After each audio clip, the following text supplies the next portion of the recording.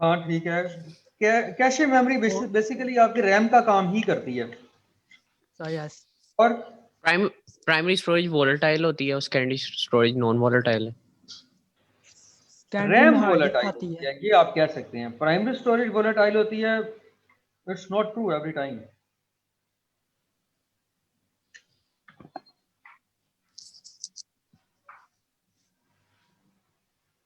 और एग्जांपल दीजिए primary storage की। सर मेन मेमोरी होती है और फ्लैश मेमोरी होती है, ये इंटरमीडिएट एक्सेस स्टोरेज होती है। मेन मेमोरी, फ्लैश मेमोरी और कैशे मेमोरी और intermediate access storage. Intermediate access storage. Intermediate access. Intermediate access आपके उसमें शायद कोई। अच्छा ये सर सारी बायोस प्राइमरी है, BIOS जो बायोस। बायोस आप रोम की बात कर रहे हैं, read only memory. Excuse me sir. ये बताइए रीड ओनली मेमोरी जो है ये प्राइमरी है या सेकेंडरी है?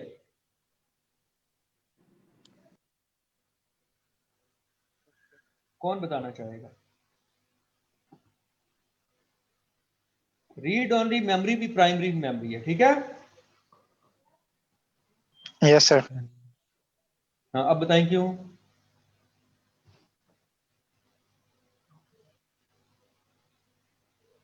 रीजन बताइए क्योंकि किसी ने। सर ये कंप्यूटर को डिफरेंट ऑपरेशन करने में ऐड करती है CPU को। शाबाश शाबाश। सारे कंप्यूटर के कंपोनेंट कंप्यूटर के डिफरेंट ऑपरेशंस को परफॉर्म करने में हेल्प करते हैं, इसमें तो कोई बात ही नहीं है दूसरी। सर जब इलेक्ट्रिसिटी आउट होती है मेरे ख्याल से इसका डाटा मतलब खत्म हो जाता है, जब इसको दोबारा रोम ऑन का करते हैं डाटा तो। रहता है, रोम का डाटा खत्म नहीं सर ये होता। सेकेंडरी स्टोरेज नहीं होगी रोम? सर रोम रोम तो secondary storage. Yes sir. ROM तो सर ये secondary non storage volatile memory होगी। होती है। ये नॉन वोलेटाइल होती है, ठीक है।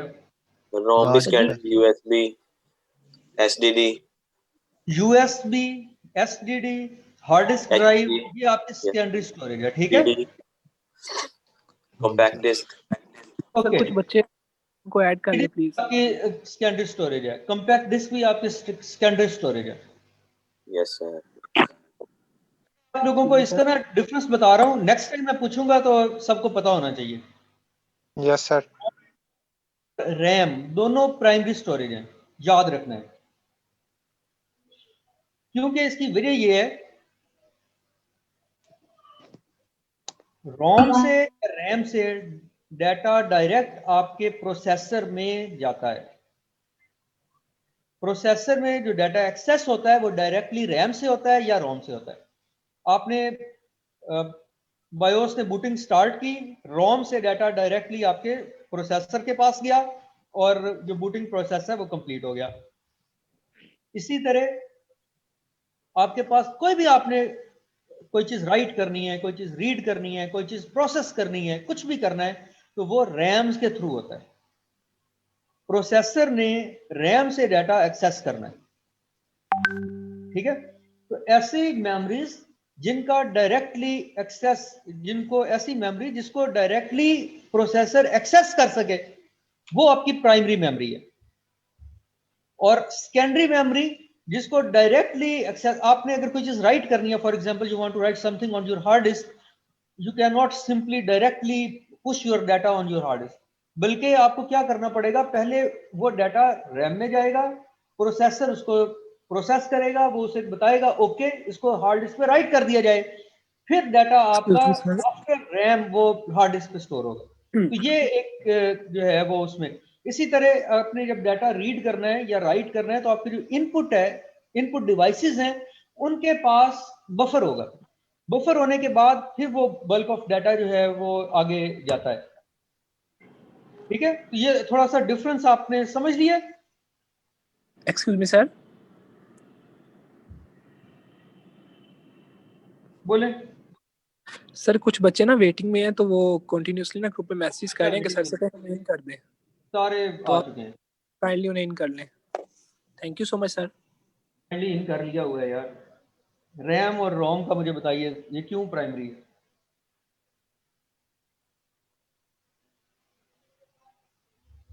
अमार असलम आप बताएं।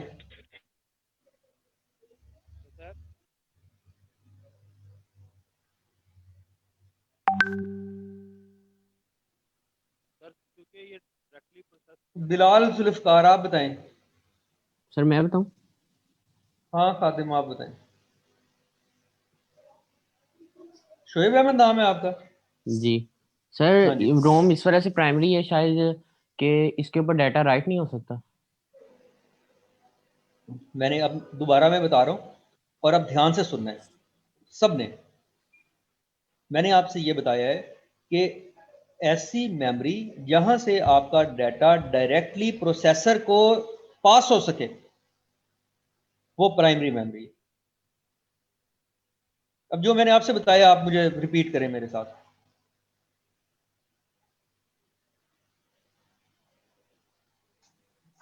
सर ऐसी मेमोरी जिससे प्रोसेसर को डायरेक्ट डाटा एक्सेस हो सके उसको प्राइमरी मेमोरी। ऐसी मेमोरी जिससे प्रोसेसर को डाटा डायरेक्ट एक्सेस हो सके उसे कहते हैं प्राइमरी।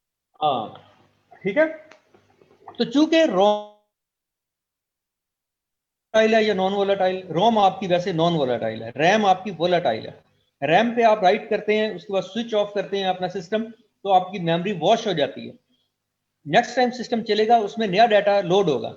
जबकि रोम में जो आप एक दफा लोड कर देते हैं फॉर एवर वही लोड रहता है, अनलेस कि आप अपनी रोम चेंज कर लें, या रोम अगर आपकी प्रोग्रामेबल रोम है तो आप उसको दोबारा से प्रोग्राम कर लें, ठीक है। वरना जो डाटा आपका रोम में एक दफा आ गया वो हमेशा रहता है, चाहे बिजली गई बिजली आई, सिस्टम ऑन है सिस्टम ऑफ है, उसका डाटा वहां पे मौजूद रहता है। ओके, अब हम जरा ये नेक्स्ट चैप्टर है हमारे पास Boolean algebra and logic circuit का। सर जी एक क्वेश्चन था। किसी का क्वेश्चन है तो आप पूछिए, वरना अपना माइक बंद कर लें। सर जी क्वेश्चन ये था कि ये जो रैम है और रोम है ये दोनों भैया के वक्त काम करती हैं, यानी कि रैम भी उस वक्त इस्तेमाल हो रही होती है और रोम भी? रोम आपकी बूटिंग के टाइम पे इस्तेमाल होती है। जब सिस्टम को आपने स्विच ऑन किया, पावर केबल लगाई और बटन प्रेस कर दिया, तो सिस्टम ने कहां से चलना है? सिस्टम ने आपके रोम से जो है वो स्टार्ट होता है। एक दफा सिस्टम स्टार्ट हो गया, रोम का काम खत्म, अब आगे रैम का शुरू हो जाता है। ठीक हो गया सर, शुक्रिया। सर तो जब सिस्टम ऑन हो रहा होता है तो रोम डायरेक्टली डाटा पास कर रहा होता है प्रोसेसर को।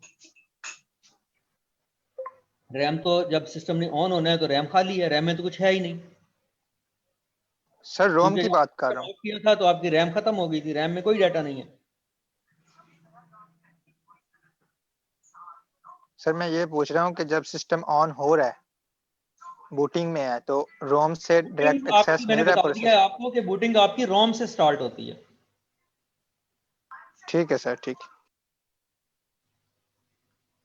ओके, कंप्यूटर फंडामेंटल का बुक है, इस बुक को लिखा है प्रदीप के सिन्हा या पी के सिन्हा के नाम से ये बुक मशहूर है। इसका चैप्टर 6 जो कि बूलियन अलजेब्रा और लॉजिक सर्किट है, इसके ऊपर हम बात कर रहे हैं।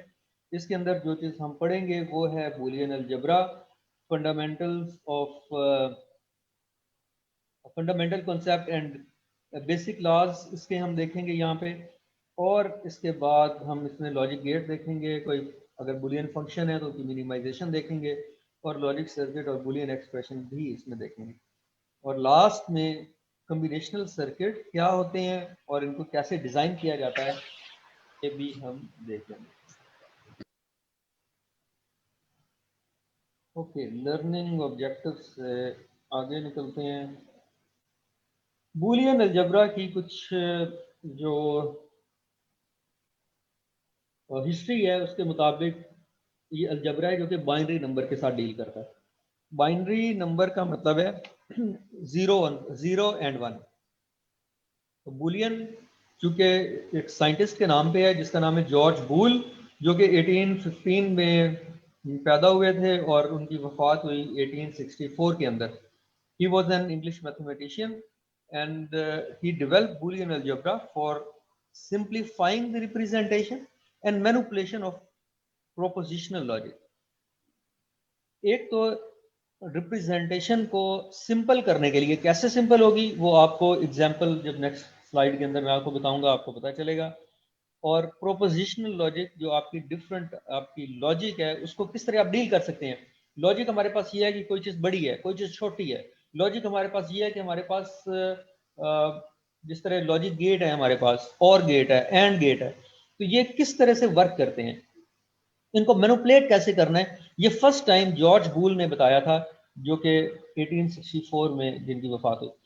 और इसके बाद उनके बाद मतलब जॉर्ज बूल के बाद फिर एक और साइंटिस्ट का नाम है जिनका नाम है Claude Shannon, Claude E Shannon, as I call it.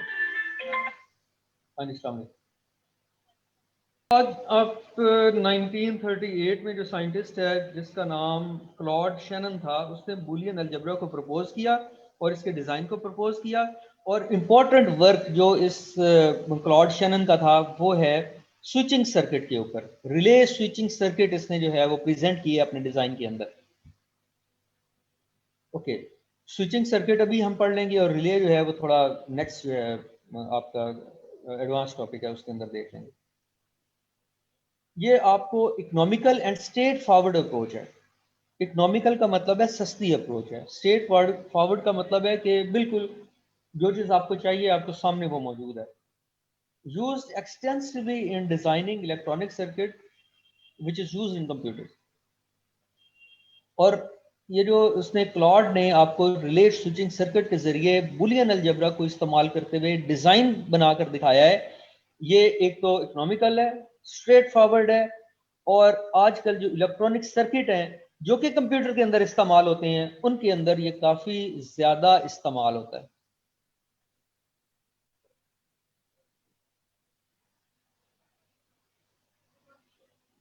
Okay, binary digit आपके पास इसमें जो मौजूद हैं वो हैं 0 एंड 1।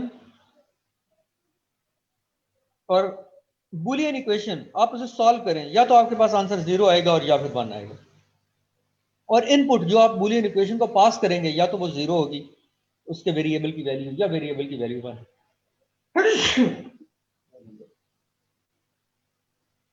लॉजिकल सिंबल जो इस्तेमाल होते हैं बुलियन अलजेब्रा में वो है प्लस का सिंबल, वो है डॉट का सिंबल जिसको हम मल्टीप्लिकेशन का सिंबल कहते हैं, और वो है हाइफन जिसको हम नॉट कहते हैं।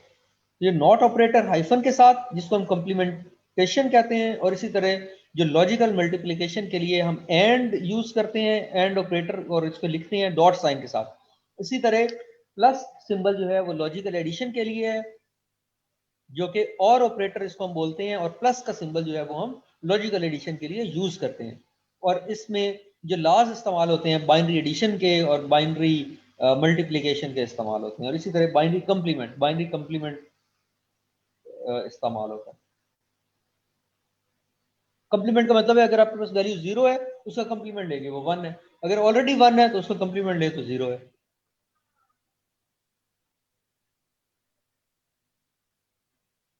ऑपरेटर प्रेसिडेंस पता होनी चाहिए। जब आप एक इक्वेशन सॉल्व कर रहे हैं, एक इक्वेशन है जो कि बुलियन अलजेब्रा की इक्वेशन है और आप उसे सॉल्व कर रहे हैं, तो हर ऑपरेटर का अपना प्रेसिडेंस लेवल है कि कौन सा ऑपरेटर पहले सॉल्व होगा, कौन सा बाद में सॉल्व होगा।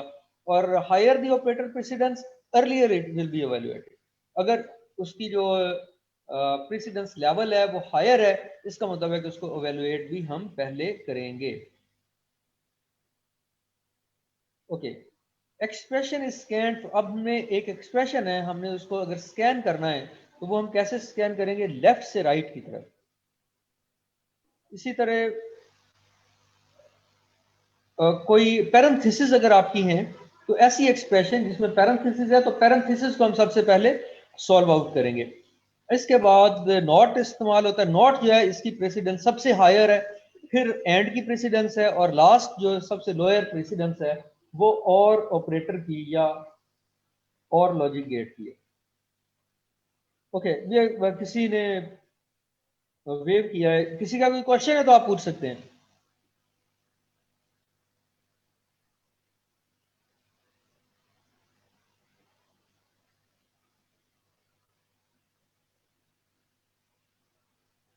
ऑपरेटर प्रेसिडेंस जो हमारे पास है वो आपसे मैंने बताया है कि सबसे पहले हम यूज करते हैं। किसी का क्वेश्चन है तो आप पूछ सकते हैं। रोहान अली आप बताएं।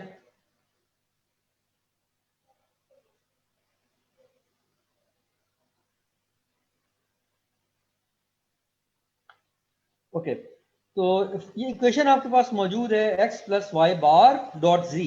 इसका मतलब है कि y बार है तो सबसे पहले नॉट ऑपरेटर यहां पर है, तो सबसे पहले मैंने आपसे बताया था नॉट की प्रीसिडेंस सबसे हायर है, तो नॉट को हम सबसे पहले सॉल्व करेंगे, उसके बाद हम सॉल्व करेंगे एंड को, और एंड के लिए हमारे पास ऑपरेटर जो मौजूद है वो है डॉट, तो y बार डॉट जी, ये फिर नेक्स्ट हमारे पास सॉल्व होगा, और लास्ट में जो हमारे पास सॉल्व होगा वो ऑपरेटर है और का, जो कि प्लस का ऑपरेटर है, और इसको हम थर्ड नंबर के ऊपर सॉल्व करेंगे, लास्ट में सॉल्व करेंगे।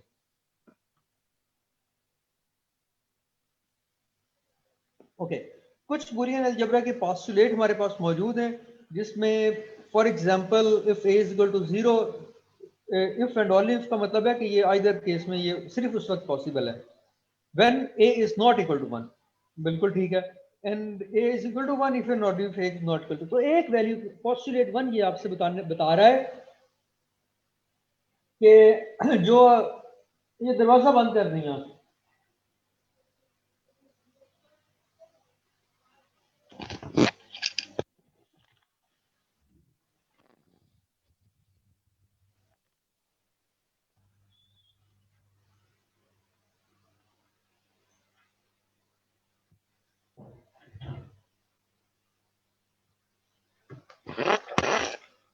ओके, एनीबॉडी जिसका क्वेश्चन था?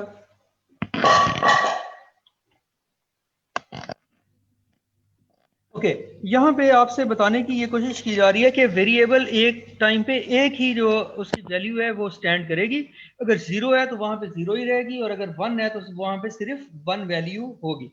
इसी तरह आप के पास पोस्टुलेट नंबर 2 है, जो कि x plus zero equals x, x में कोई x वेरिएबल है और ऑलरेडी हमें पता है कि x की वैल्यू जो है या तो जीरो है या फिर वन है, इसमें अगर आप जीरो ऐड करेंगे तो आंसर जो है वो x ही आएगा, और अगर आप मल्टीप्लाई करेंगे इसे 1 के साथ तो आपके पास जो आंसर है वो अगेन x होगा। और similarly at postulate number 3 we have commutative law. Commutative law का मतलब है कि आपके पास दो वेरिएबल हैं और दोनों वेरिएबल्स को आप अदल बदल करके ऐड कर रहे हैं, तो सेम उसका रिजल्ट है। और इसी तरह पोस्टुलेट 3b के अंदर आप देखिए, तो अगर आप दो वेरिएबल हैं और दोनों को अदल बदल के आप मल्टीप्लाई कर रहे हैं तो फिर भी आपके पास आंसर जो है वो सेम होगा।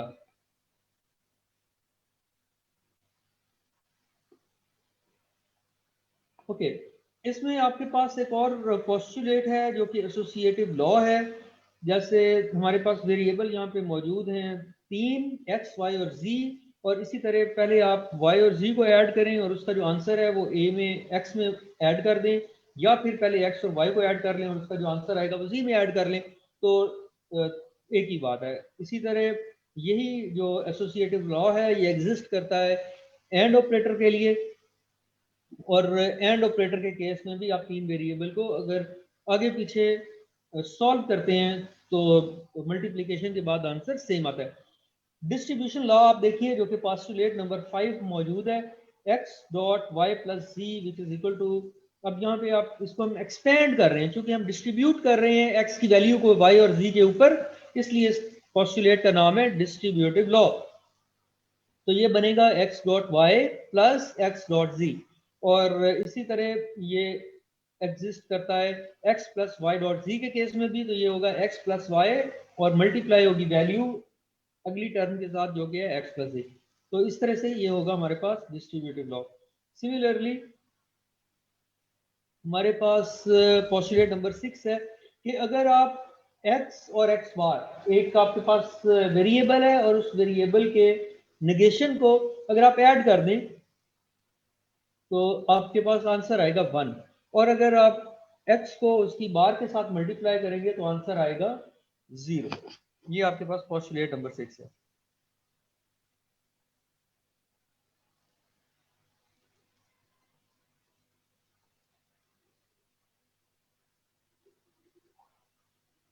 ओके, रूहान अली, आप ने अगर कोई क्वेश्चन करना है तो आप पूछ सकते हैं।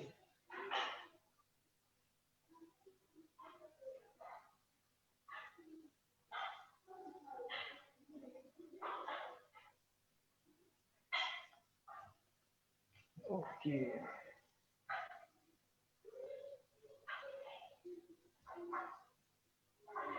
आप में से कोई ऐसा बंदा जो प्रिंसिपल ऑफ डुअलिटी जो है वो बताना चाहे? क्या होता है principle of duality? Bilal Zulfiqar, आप बताएं।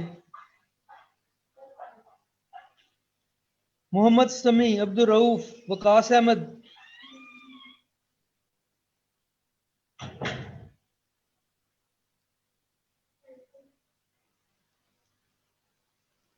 ओके, ये डुअलिटी प्रिंसिपल क्या होता है?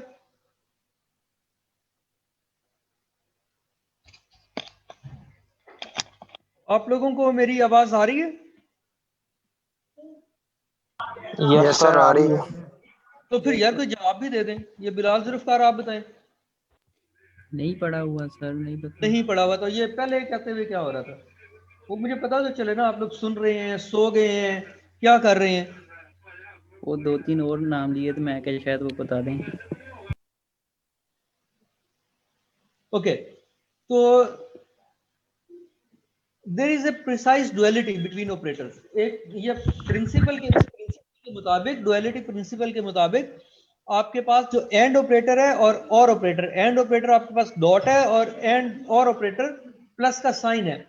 अगर आपके पास ये बुलियन वैल्यूज हैं या 0 और 1 वैल्यूज हैं, तो उस केस के अंदर एंड और के दरमियान एक प्रिसाइज डुअलिटी एग्जिस्ट करती है।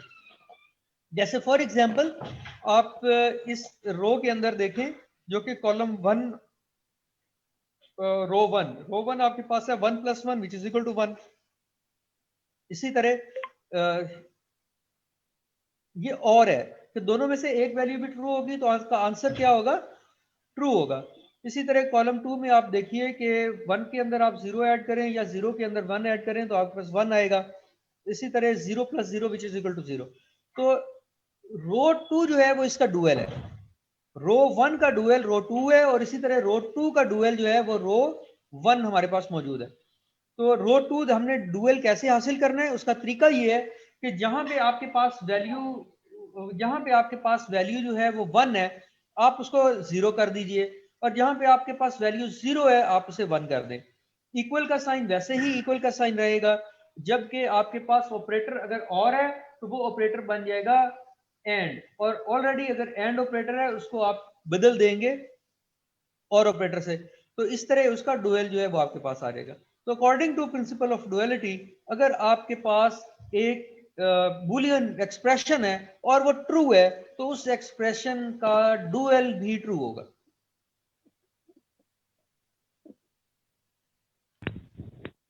सर ये कॉलम एक्सक्यूज मी सर जी। ओके, कुछ और हमारे पास set of identities and set of theorems हैं। जिस तरह सीरियल नंबर 1 के ऊपर आप देखिए x + x which is equal to x, and similarly x dot x is equal to x which is called idempotent law. इसी तरह आपके पास x + 1 which is equal to 1 and x dot 0 which is equal to 0। और similarly we have another law which is absorption law. जैसे x + x dot y equal z, x dot x + y equal x। होता यह है कि आपके पास एक expression बड़ा है, जिस तरह आप x को किसी भी नंबर से मल्टीप्लाई कर लें, किसी भी बुलियन नंबर से मल्टीप्लाई कर लें, और उसके बाद x में ही इसे ऐड कर दें, तो आपकी जो आंसर है वो x आएगा। ठीक है, तो एक्सप्रेशन अब बड़ा था यहाँ पे, लेकिन इसका जो इम्पैक्ट है वो सिर्फ सिंगल वेरिएबल है जो कि x है। तो इसलिए चूंकि ये एक्सप्रेशन एब्जॉर्ब हो गई है एक ही वेरिएबल के अंदर, तो इसका नाम है absorption law. Similarly we have another law which is involution law. Involution का मतलब है कि अगर आपके पास एक वेरिएबल है और आप उसकी नेगेशन कर रहे हैं 2 टाइम्स, तो आपको जो ओरिजिनल वेरिएबल है वो रिसीव होता है x double bar which is equal to. Excuse me sir.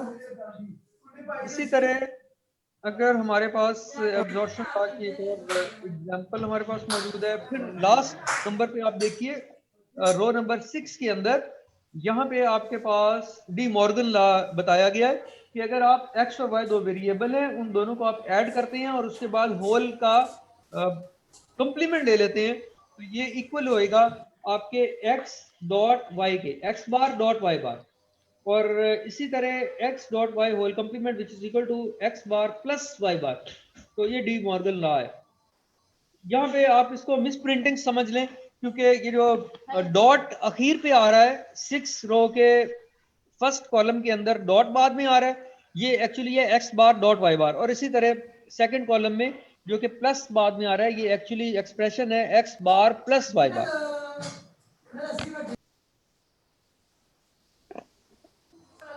Excuse me sir, hello.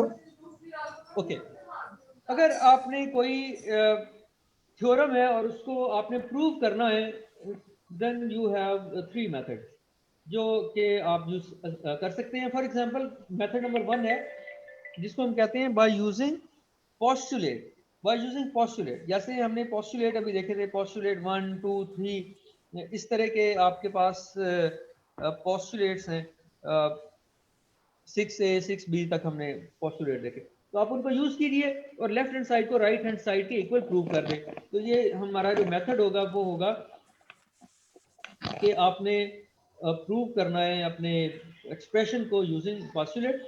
और दूसरा मेथड हमारे पास मौजूद है, वो है परफेक्ट इंडक्शन का मेथड। और परफेक्ट इंडक्शन या इसका एक और नाम वो एग्जॉस्टिव एनोमरेशन मेथड भी इसको कहते हैं, जिसके अंदर we have all possible combination of variables to be check to yield identical result of left hand side and right hand side. होता यह है कि हमारे पास जितने भी इनपुट कॉम्बिनेशन अवेलेबल होते हैं, हम उसको क्या करते हैं, ये 4316 कौन है? 4316 आप क्यों इसके ऊपर लाइंस लगा रहे हैं? लेक्चर लें आराम से। ओके, तो इसमें जितने भी हमारे पास इनपुट कॉम्बिनेशन मौजूद होंगे, हम उनके अगेंस्ट चेक करेंगे कि हमारा आंसर क्या है। तो दोनों जो आपकी लेफ्ट हैंड साइड और राइट हैंड साइड के आंसर हम चेक कर लेंगे। अगर दोनों कॉलम हमारे पास सेम है, दोनों आंसर एवरी कॉम्बिनेशन के अगेंस्ट हमारे पास सेम है, तो इसका मतलब है कि आपने परफेक्ट इंडक्शन का मेथड यूज करते हुए अपनी लेफ्ट हैंड साइड को राइट हैंड साइड के इक्वल प्रूव किया है। और ये ऐसा टेबल जिसके अंदर तमाम के तमाम इनपुट कॉम्बिनेशन आप प्रेजेंट कर दें, उसको हम कहते हैं ट्रूथ टेबल। अब मैंने आपको ट्रूथ टेबल के बारे में भी बता दिया, ये आपने याद रखना है। ऐसा टेबल जिसमें हमारी एक्सप्रेशन के जितने भी वेरिएबल हैं उसके पॉसिबल कॉम्बिनेशन, इनपुट कॉम्बिनेशन अगर हमारे पास मौजूद है, तो हम इसे कहेंगे कि ये हमारा ट्रूथ टेबल है। और इसी तरह थर्ड मेथड है कि आप डुअलिटी का प्रिंसिपल इस्तेमाल करें, और where the dual of an already proved theorem is derived from the proof of its corresponding pair. तो अगर आप एक डुअल को प्रूव कर लेते हैं, एक एक्सप्रेशन के डुअल को प्रूव कर लेते हैं कि वो ट्रू है, इट मींस कि जो ओरिजिनल एक्सप्रेशन है वो भी ट्रू है। ये आपके पास थर्ड जो है वो मेथड था। तो 3 मेथड आपसे बताए हैं, एक आपके पास पोस्टुलेट यूज करते हुए, दूसरा परफेक्ट इंडक्शन का ट्रूथ टेबल का method, and your third method is principle of duality. Sheikh Zia,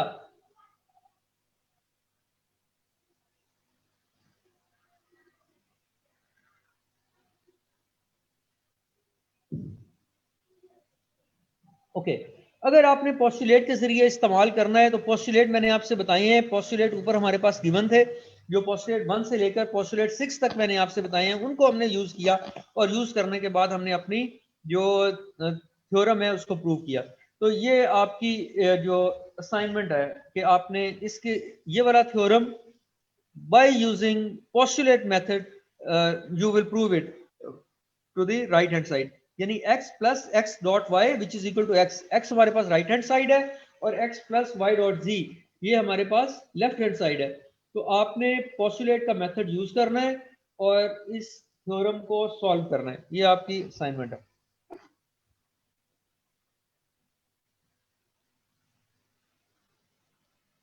okay, theorem अभी हमारे पास वही है, मतलब हमारे पास एक्सप्रेशन जो है वो है x plus x dot y, और इसको हमने प्रूव करना है परफेक्ट इंडक्शन के जरिए। तो परफेक्ट इंडक्शन के केस के अंदर मैंने आपसे बताया है कि जितने वेरिएबल एक्सप्रेशन के अंदर मौजूद होते हैं हम उनके पॉसिबल कम्बिनेशन देखते हैं, तो इनपुट कम्बिनेशन। तो यहाँ पे x और y के जो इनपुट कम्बिनेशन हमारे पास मौजूद है वो x 0 होगा और साथ में y 0 होगा। x जो है वो हमारे पास 0 होगा तो y 1 हो सकता है, इसी तरह x 1 है तो y हमारे पास 0 हो सकता है, और ये x और y दोनों 1 हो सकते हैं। ये 4 कम्बिनेशन है, इसके अलावा कोई और इनपुट कम्बिनेशन हो नहीं सकता। तो इसलिए ये हमारा ट्रूथ टेबल का मेथड या परफेक्ट इंडक्शन का मेथड है। तो इसके बाद हमारे पास जो इंटरमीडिएट रिजल्ट है वो है x डॉट वाई, इसको हमने मल्टीप्लाई करना है x को y के साथ। तो यहाँ पे आप देख सकते हैं कि x और y को जब हम मल्टीप्लाई कर रहे हैं तो 0 को 0 से मल्टीप्लाई किया फर्स्ट रो के अंदर, फिर 0 को 1 से मल्टीप्लाई किया, फिर 1 को 0 से मल्टीप्लाई किया, आंसर सबके 0 आ रहे हैं। और इसी तरह हमारे पास जो लास्ट में 1 को 1 से जब हम मल्टीप्लाई कर रहे हैं x डॉट वाई के लिए तो हमारे पास आंसर आ रहा है 1। और लास्ट एक्सप्रेशन जो कि लेफ्ट हैंड साइड का था उसका हमने x डॉट वाई के अंदर x को ऐड करना है। तो x को जब हम ऐड करेंगे तो हमारे पास जो रिजल्ट बनेगा वो बनेगा 0 0 1 1। और आप ये देखिए कि ये जो 0 0 1 1 है ये सेम है x की वैल्यूज के मुताबिक, जो x की वैल्यू है वही इसकी वैल्यू है। तो इसका मतलब है कि जो लेफ्ट हैंड साइड है वो राइट हैंड साइड के इक्विवेलेंट है। इसमें कोई क्वेश्चन है किसी का परफेक्ट इंडक्शन में तो आप पूछ सकते हैं।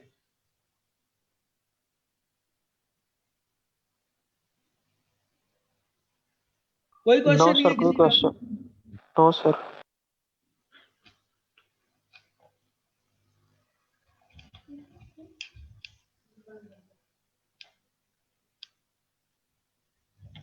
अली शेर आप बताइए। जी सर, कोई क्वेश्चन नहीं है।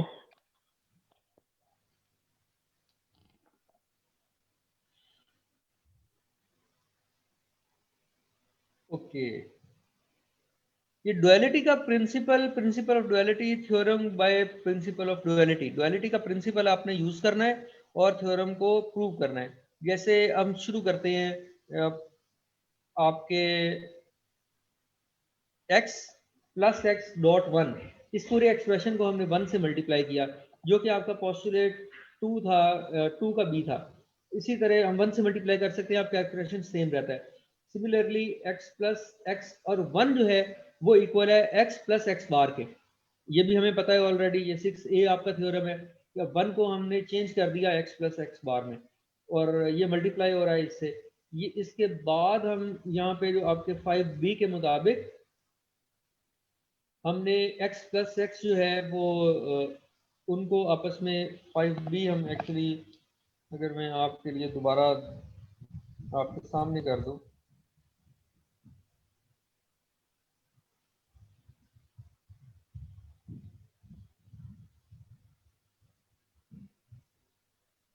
ये हमारे पास 5b है, पोस्टुलेट 5b जो कि डिस्ट्रीब्यूशन लॉ था, यानी x plus Y dot C है। अगर x plus Y dot X plus Z हो तो वो क्या होता है x plus Y dot Z. तो सिमिलरली यही वाला जो हमारे पास डिस्ट्रीब्यूशन लॉ है ये हमने यहाँ पर यहाँ पे यूज किया, ठीक है। और वो हमारे पास वैल्यू आ गई x plus x dot X dot X bar. और इसके बाद इसको हम सॉल्व करेंगे तो हमें पता है x डॉट एक्स बार जो है वो 0 है, और x के अंदर अगर हम 0 ऐड कर रहे हैं तो आंसर हमारे पास x आ रहा है जो कि आपकी राइट हैंड साइड है। तो ये तरीका है जो आपने यूज करना है with respect to postulate. Left hand side को राइट हैंड साइड के इक्वल जो है वो आपने प्रूव कर दिया। इसी तरह ये यहाँ पर जितने भी ये थ्योरम है ये मैंने आपको एग्जांपल दी है, वो असाइनमेंट दी है, असाइनमेंट के अंदर आपने मुझे ये सॉल्व करके बताने हैं। ओके,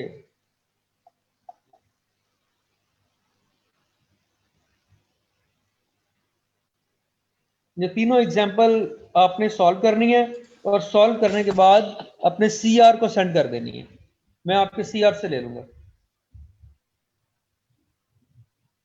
सर ग्रुप बना के सेंड करनी है कि अलग-अलग सभी ने अलग-अलग सेंड करनी है। एक पेपर पे ओके सर। लिखें, पेपर की पिक्चर लें और अपने सीआर को सेंड करना है।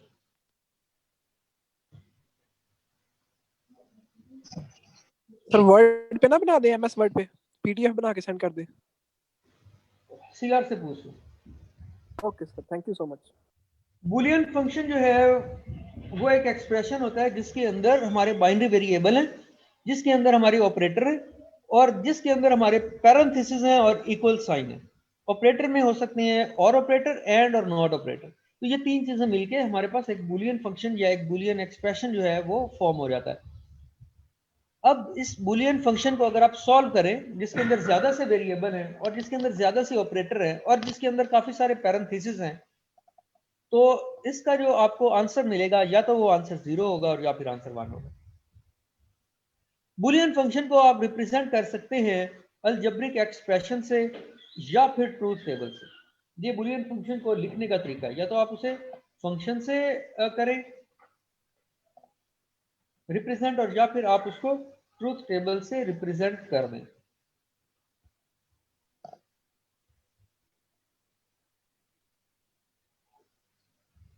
अगर आप एक एक्सप्रेशन को अलजेब्रिक एक्सप्रेशन आपके पास है उसको रिप्रेजेंट, फॉर एग्जांपल आपके पास एक एक्सप्रेशन है जो कि है w is equal to x plus y bar dot z, यानी इसमें जो वेरिएबल है पैरामीटर वेरिएबल या इनपुट वेरिएबल वो आपके पास 3 है, जो कि x वेरिएबल है, y वेरिएबल है और z वेरिएबल है।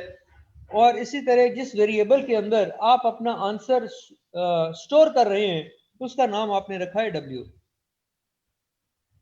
Variable w is a function of x Y Z, बिल्कुल ठीक है कि आपका जो एक्स वाई जी का फंक्शन है, आपने एक्स वाई जी को किसी खास तरीके से इसके ऊपर अपनी फंक्शनैलिटी लगाई है, अपने जो ऑपरेटर हैं वो इसमें लगाए हैं और आप आंसर ले रहे हैं। तो ये इसको हम पढ़ेंगे F of x Y z which is equal to w, और right hand side of equation is called expression. अब ये जो इक्वेशन आपको गिवन है w equal to x plus y bar dot z, इसको हम कहते हैं कि ये वाली इक्वेशन हमारे पास एक्सप्रेशन, इसकी राइट हैंड साइड एक्सप्रेशन है और इसमें जो सिंबल यूज हुए हैं x plus y, x y और जी के, इसको हम इनपुट पैरामीटर कह सकते हैं या इसका एक और नाम है लिटरल, या फिर इसको हम लिटरल कहते हैं।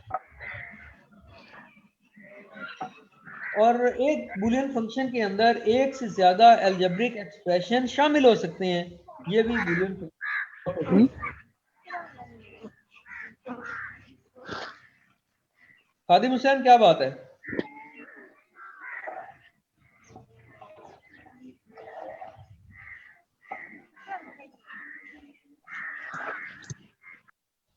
ओके, वो इक्वेशन आपके पास मौजूद थी और आपने उसको अगर ट्रूथ टेबल से रिप्रेजेंट करना है तो ऐसे वाला ट्रूथ टेबल बनेगा जिसके अंदर आपके पास जो नंबर ऑफ वेरिएबल है या number of parameter input variable या इनपुट पैरामीटर या नंबर ऑफ लिटरल जो आपके पास अवेलेबल है वो है 3 x y और z। तो फॉर्मूला के मुताबिक हमारे जो इनपुट कॉम्बिनेशन बनेंगे वो बनेंगे 2 रेज़ टू पावर n। यहाँ पे n होता है आपके नंबर ऑफ वेरिएबल या नंबर ऑफ लिटरल, जो कि यहाँ पे 3 है, तो 2 की पावर आप 3 लेंगे तो आपको आंसर आएगा 8। इसका मतलब है कि टोटल इनपुट कॉम्बिनेशन आपके 8 बन जाएंगे और ये 8 कॉम्बिनेशन इनको आप अपनी एक्सप्रेशन के मुताबिक जब सॉल्व करते हैं तो जो रिजल्ट आएगा वो 0 0 0 के केस में 0, 0 0 1 के केस में 1 आएगा, w की वैल्यू 0 होगी 0 1 0 के केस में, एंड सो ऑन। तो ये आपके पास इस तरह से उसका रिजल्ट भी आ गया। तो ऐसी रिप्रेजेंटेशन अगर आपके एक्सप्रेशन की है तो उसे हम कहते हैं कि ये हमने ट्रूथ टेबल के जरिए इसे एक्सप्रेस किया। ओके, सेम जो मैंने आपसे बताया कि अगर आपके नंबर ऑफ रोज जो है टेबल की, ट्रूथ टेबल की, वो 2 रेज़ टू पावर n है, where n is the number of literal, and similarly the combination of zeros and one of for the rows of this table are obtained for from the binary numbers by counting from 0 to 2 and -1। तो आपके जो combination है 0 और 1 की रोज के लिए table के अंदर, वो आपने अगर देखनी है तो चूंकि आप 0 से शुरू कर रहे हैं तो इसलिए वो 0 से जो 2 की पावर n है उसमें से आप 1 माइनस करेंगे तो आपको वो टोटल नंबर आ जाएगा, 8 ही आ जाएगा। ठीक है, जो मतलब टोटल जो आपके पास नंबर ऑफ कॉम्बिनेशन बनेंगे वो 8 2 raised to power 3 which is equal to 8 बनेंगे।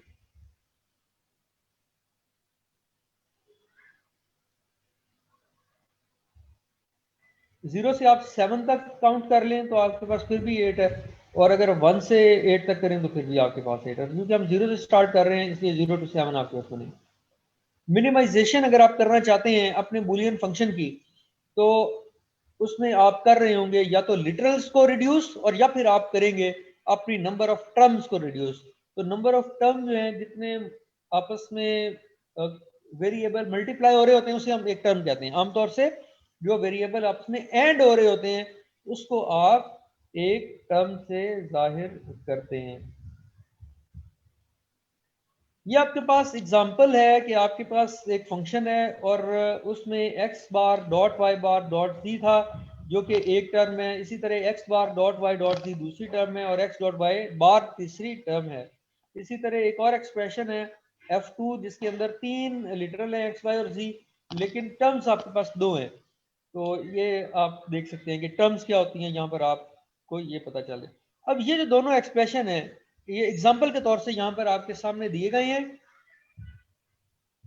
एग्जाम्पल के तौर से आपके सामने जो है ये जो एक्सप्रेशन है ये आपको प्रोवाइड किए गए हैं जो कि इक्विवेलेंट है आपस में। अगर आप ये सर्किट यूज करें तो जो आंसर आएगा वो सेम आएगा F1 के केस में भी और F2 के केस के अंदर भी।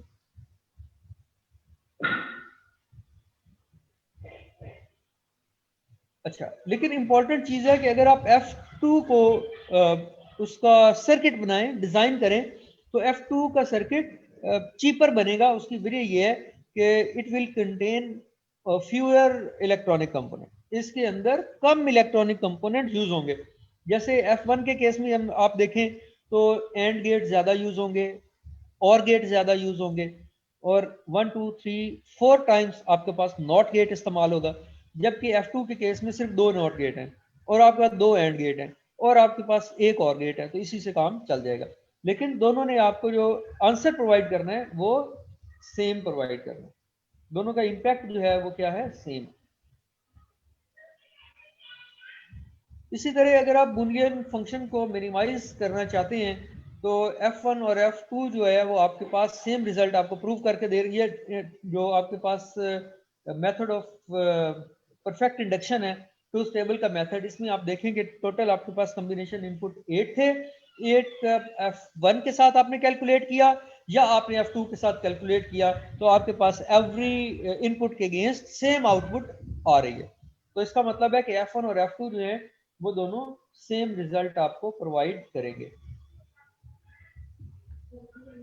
बुलियन फंक्शन की मिनिमाइजेशन के लिए जो आपकी प्रैक्टिस के लिए कुछ फंक्शन यहाँ पर हैं जिनको आप अपनी मिनिमाइजेशन के लिए इस्तेमाल कर सकते हैं।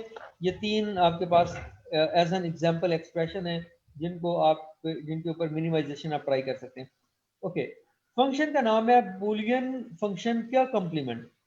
अगर आपके पास एक फंक्शन है जो कि बुलियन फंक्शन है और आप उसका कॉम्प्लीमेंट लेना चाहते हैं तो वो आप और को एंड से चेंज कर दें या एंड को और से चेंज कर दें, और इसी तरह हर लिटरल का कॉम्प्लीमेंट ले लें तो आपके पास कॉम्प्लीमेंट आ जाएगा। ये बड़ा इंपॉर्टेंट टॉपिक है, इसको सारे जरा ध्यान से सुन लें। जैसे for example D Morgan's theorem के अंदर है कि आपके जितने भी टर्म्स हैं, जैसे A1 है या वेरिएबल है, A1 variable, A2 variable, A3 variable, so on AN variable, तो इन सब को आप ऐड करें और होल बार लें, वो इक्वल होगा A bar dot A 2 bar dot A। आपने क्या किया कि आपने डॉट को प्लस में बदल दिया और प्लस को डॉट में बदल दिया, और इसी तरह आपने हर लिटरल का कॉम्प्लीमेंट ले लिया। तो ये आपके पास जो डी मॉर्गन थ्योरम है वो यही है। एग्जाम्पल आपके पास गिवन है कि एक फंक्शन है जिसका नाम है F1, इसके अंदर 2 आपके पास टर्म्स मौजूद हैं। एक टर्म का नाम है x bar dot y dot z बार और दूसरी टर्म आपके पास है x बार डॉट y बार डॉट z। आपने F1 का कॉम्प्लीमेंट या F1 बार हासिल करना है तो आप क्या करेंगे कि और को एंड से चेंज कर देंगे। अगर आप और को एंड से चेंज करें तो F1 आपके पास जो नया टर्म बनेगी वो बनेगी एक्स बार प्लस वाई प्लस जेड बार, और दरमियान वाला जो प्लस है ये कन्वर्ट हो जाएगा डॉट साइन एंड के ऊपर, और इसी तरह एक्स बार प्लस वाई बार प्लस जी जो है ये आपके पास आ जाएगा। तो यहाँ पर आपने क्या किया है, जितना भी और थे उसको एंड में और एंड को और में चेंज कर दिया। इसके बाद हमने क्या करना है, इसका कंप्लीमेंट लेना है एवरी लिटरल का। तो जैसे x बार है तो इसका कंप्लीमेंट x होगा, y है तो इसका कंप्लीमेंट y बार होगा, और z बार है तो इसी similar other variables you can see other variables. तो यहाँ पे आपके पास जो डिफरेंट हमारे पास मौजूद हैं टर्म्स, उनको जो टर्म हमारे पास आ गई है इंटरचेंज करने के बाद, और को एंड में और एंड को और में, तो उसके बाद हमने हर वेरिएबल का कंप्लीमेंट भी ले लिया। तो हमारे पास f1 बार आ गया, यानी f1 गिवन है और आपने f1 कंप्लीमेंट या f1 बार जो है वो इस मेथड के जरिए ऑब्टेन कर लिया है।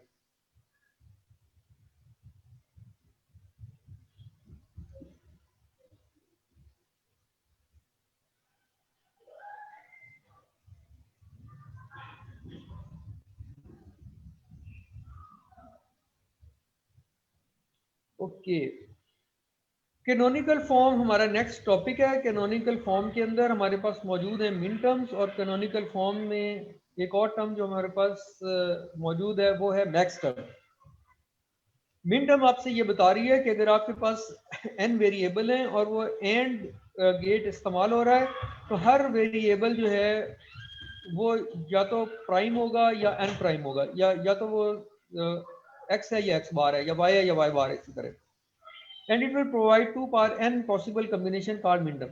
आपके पास जितने इनपुट वेरिएबल हैं उस एक्सप्रेशन के अंदर उसको आपके जो इनपुट कॉम्बिनेशन आप बनाएंगे वो 2 पावर n के जरिए बनाएंगे, ऑलरेडी आपको पता है। और उन सब के दरमियान अगर आप एंड साइन ऑपरेटर यूज करेंगे तो वो बनेगी मिन टर्म, और इसी तरह अगर आप और ऑपरेटर यूज करेंगे तो बनेगी मैक्स टर्म, जैसे ये आपके सामने नेक्स्ट स्लाइड के अंदर मौजूद है। स्लाइड आपसे ये बता रही है कि वेरिएबल थे 3 x, y और z। x, y और z की जो 3 की कॉम्बिनेशन, जो कि 8 कॉम्बिनेशन है, वो आपके सामने मौजूद है। यहाँ पे मिन टर्म के केस के अंदर आपने ये देखना है कि तीनों अगर तो 0 है तो उसकी जगह x फॉर एग्जांपल 0 है तो हम लिखेंगे x बार, अगर y 0 है तो हम लिखेंगे y बार, और अगर z 0 है तो हम लिखेंगे z बार। ठीक है, मिन टर्म के केस के अंदर। और ये आप फर्स्ट रो में आपसे बता रहा हूँ, फर्स्ट रो जरा देखिए, यहाँ पे 3 वेरिएबल हैं जो कि 0 हैं, तो x बार डॉट y बार डॉट z बार जो है ये हमारे पास आ गया।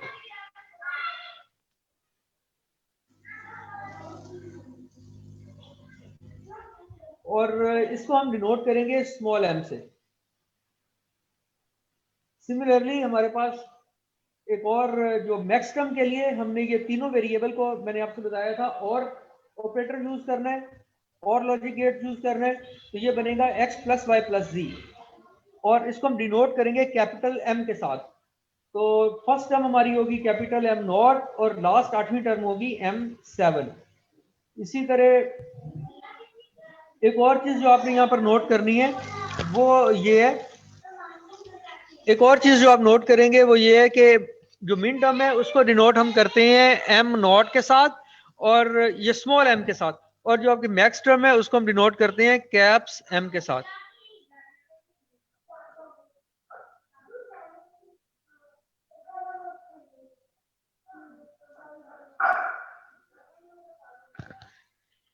ओके, इसमें कोई क्वेश्चन है किसी का मिन टर्म और मैक्स टर्म में, तो आप पूछें।